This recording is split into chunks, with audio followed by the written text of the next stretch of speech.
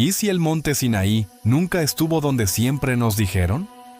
Durante siglos, peregrinos, teólogos y arqueólogos han construido peregrinaciones enteras, monasterios, rutas espirituales y hasta industrias turísticas sobre un supuesto que nadie se atrevió a cuestionar.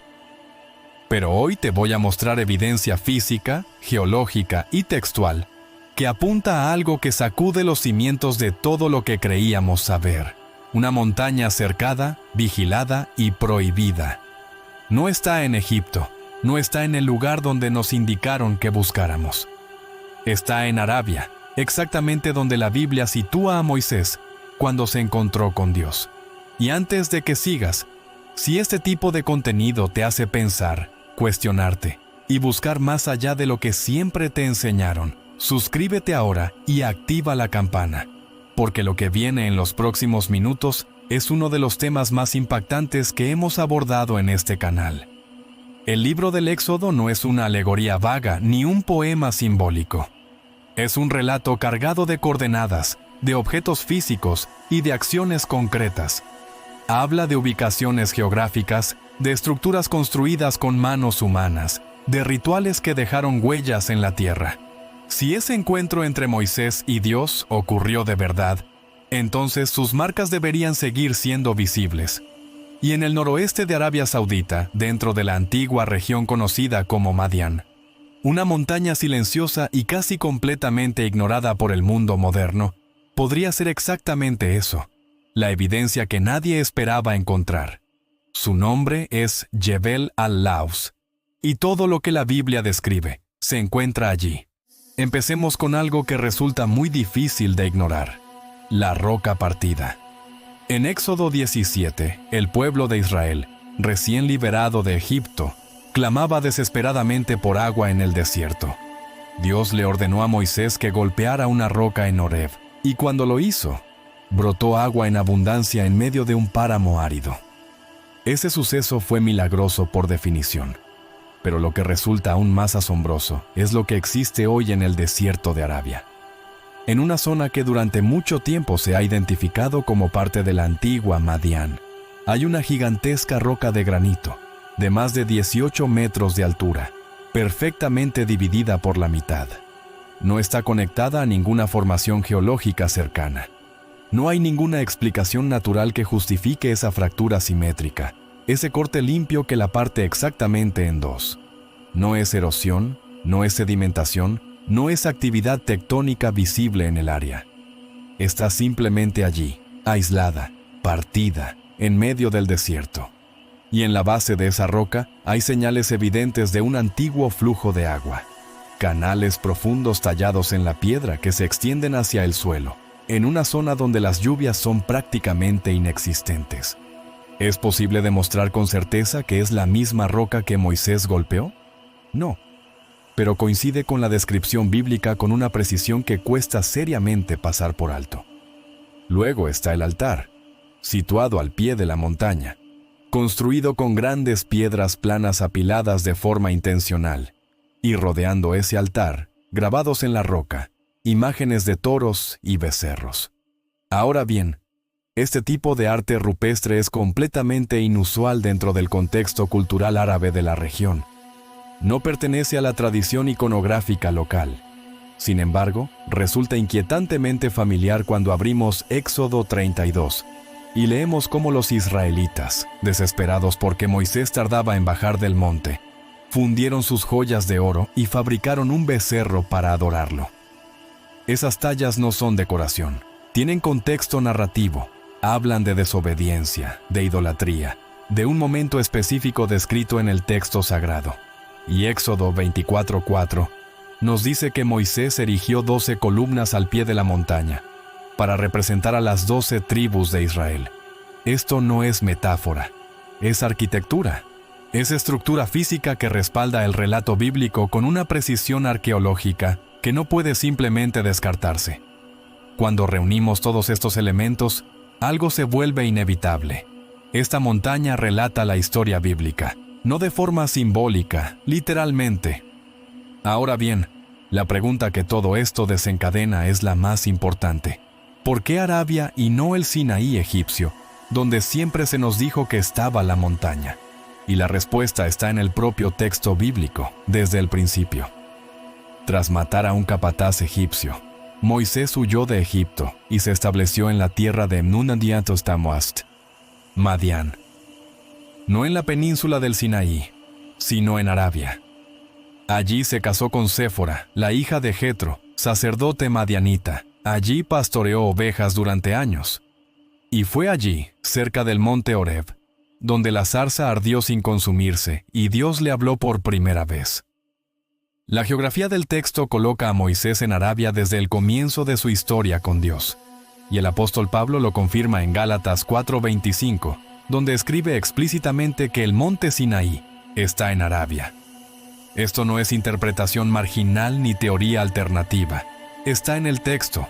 Entonces, si el monte de Dios estaba en Madián, en Arabia, Jebel al-Laus encaja de una manera que la montaña del Sinaí egipcio nunca ha podido hacer.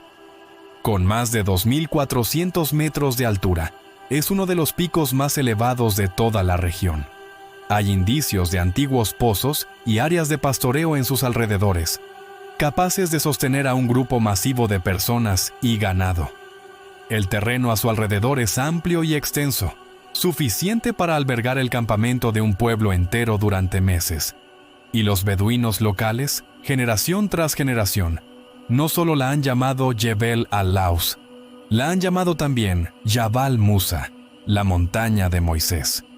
Ellos sabían algo que el mundo moderno apenas comienza a redescubrir. Y llegamos al detalle que más difícil resulta explicar desde la geología convencional. La cima de Jebel al-Laus está visiblemente ennegrecida, calcinada, como abrasada por el fuego. Pero lo verdaderamente extraordinario no es el ennegrecimiento en sí, sino lo que no está quemado. Los picos vecinos, de la misma cordillera, con la misma composición rocosa, permanecen completamente intactos, sin rastro de decoloración, sin señal de calor extremo. Solo esta cumbre, solo este pico. Los geólogos han examinado la zona y han descartado actividad volcánica. La roca no tiene origen volcánico. El ennegrecimiento parece haber sido causado por una exposición súbita y masiva a temperaturas extremas, algo que no puede explicarse por la erosión lenta del tiempo ni por el clima desértico. No fue gradual, fue repentino, fue intenso y fue selectivo. Éxodo 19:18 lo describe así: el monte Sinaí se cubrió de humo porque el Señor descendió sobre él en fuego. La montaña tembló con violencia. El humo subía como el de un horno, y el pueblo retrocedió aterrorizado. Eso no fue una metáfora. Fue una experiencia sensorial que transformó físicamente la tierra. Y allí, en Arabia, se levanta silenciosa esta cumbre con su corona negra como el carbón, mientras todo lo que la rodea permanece sin tocar.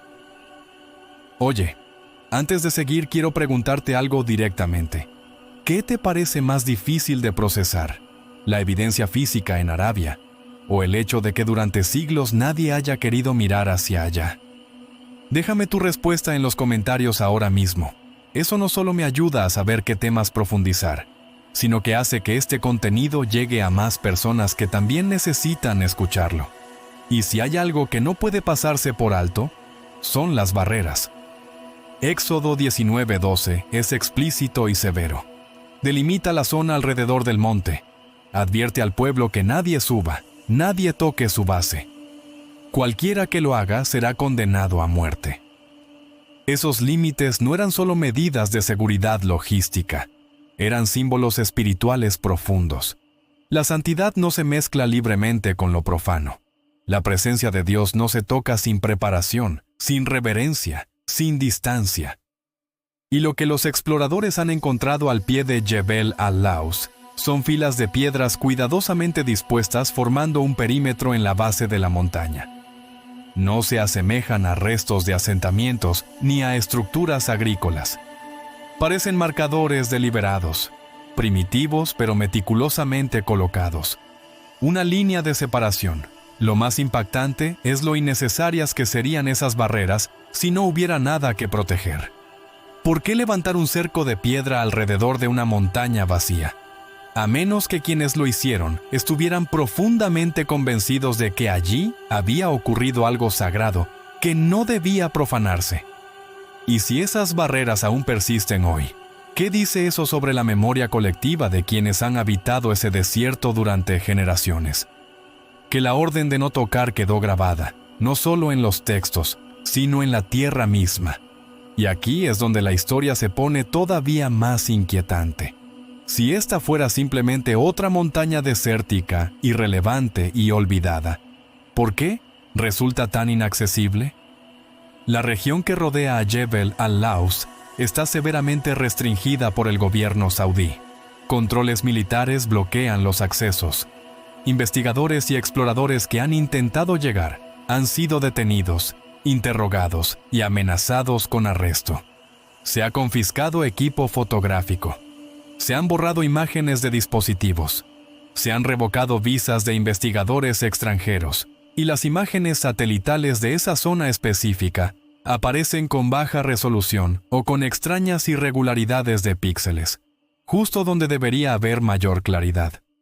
Otras regiones de Arabia Saudita pueden observarse con nitidez perfecta. Esta, no. No hay bases militares conocidas allí, ni oleoductos, ni instalaciones gubernamentales estratégicas. Solo una antigua montaña, cercada, oculta, vigilada. Si no hay nada que esconder, ¿por qué actuar como si hubiera todo?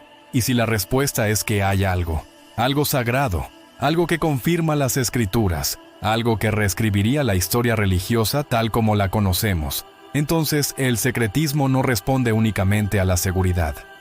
Responde al control. Control sobre la información.